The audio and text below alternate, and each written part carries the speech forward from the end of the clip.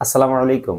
সাকিবের আয়কর হিসাব ও দুর্নীতির অভিযোগ তদন্তে দুদকে আবেদন। হত্যা মামলার বোঝা মাথায় নিয়ে পাকিস্তানের বিপক্ষে মাঠে নেমেছিলেন সাকিব আল হাসান। তাকে দল থেকে বাদ দিতে বিসিবিকে লিগ্যাল নোটিশও দেওয়া হয়েছিল, যার ফলে দ্বিতীয় টেস্টে মাঠে নামা নিয়েও শঙ্কা তৈরি হয়। কিন্তু বিসিবি জানিয়েছে অপরাধী প্রমাণিত না হওয়া পর্যন্ত দলে থাকবেন তিনি। এর মধ্যেই আবার শেয়ার বাজারে দুর্নীতির অভিযোগ উঠেছে দেশসেরা এই ক্রিকেটারের উপর। সাকিবের আয়কর হিসাব দুর্নীতির অভিযোগ তদন্ত ও মামলার জন্য দুদকে আবেদন করা হয়েছে। বুধবার 28শে আগস্ট এই আবেদন করেন ব্যারিস্টার মিলহানুর রহমান নাওমি। আবেদনে জানানো হয়েছে, বাংলাদেশের 6 প্রতিষ্ঠানের শেয়ার কারসাজিতে সাকিব আল হাসানের নাম জড়িত রয়েছে। সেখান থেকে 104 কোটি টাকা লুট করেছেন বলে অভিযোগ করা হয়েছে।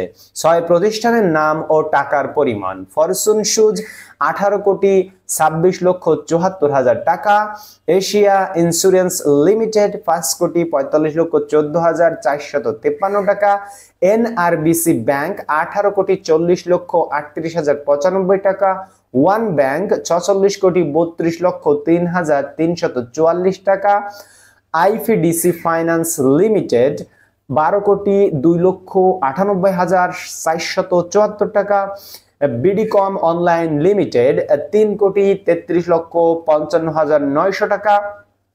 শেয়ার বাজার কারসাজি ছাড়া আরো 5টি অপরাধমূলক কাজের সঙ্গে সম্পৃক্ত থাকার অভিযোগ উঠেছে সাবেক এই সংসদ সদস্যের উপর।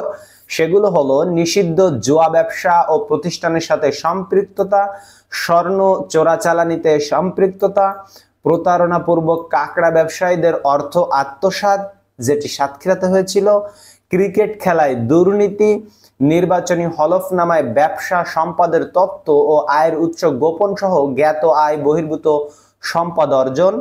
এর আগে বৈষম্য বিরোধী ছাত্র আন্দোলনে রাজধানীর মোহাম্মদপুর এলাকায় গার্মেন্টস শ্রমিক রুবেল হত্যার ঘটনায় 22 আগস্ট রাতে আদাবর থানায় সাকিব আল হাসানের নামে হত্যা মামলা করা হয়।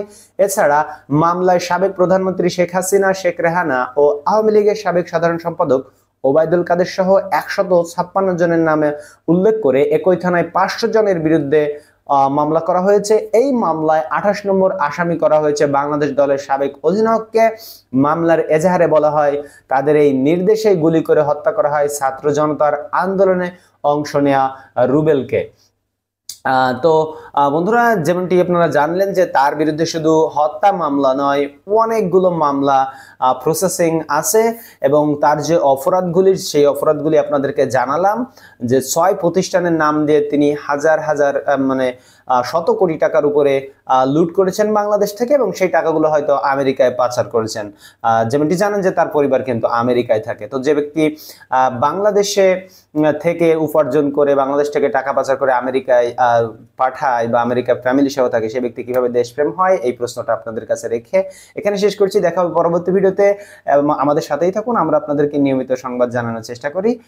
এর জন্য আমাদের চ্যানেলটিকে সাবস্ক্রাইব করে রাখুন। ফেসবুক থেকে যারা দেখছেন তারা চ্যানেলটিকে ফলো দিয়ে রাখতে পারেন। ধন্যবাদ। দেখা হবে পরবর্তী ভিডিওতে ইনশাআল্লাহ।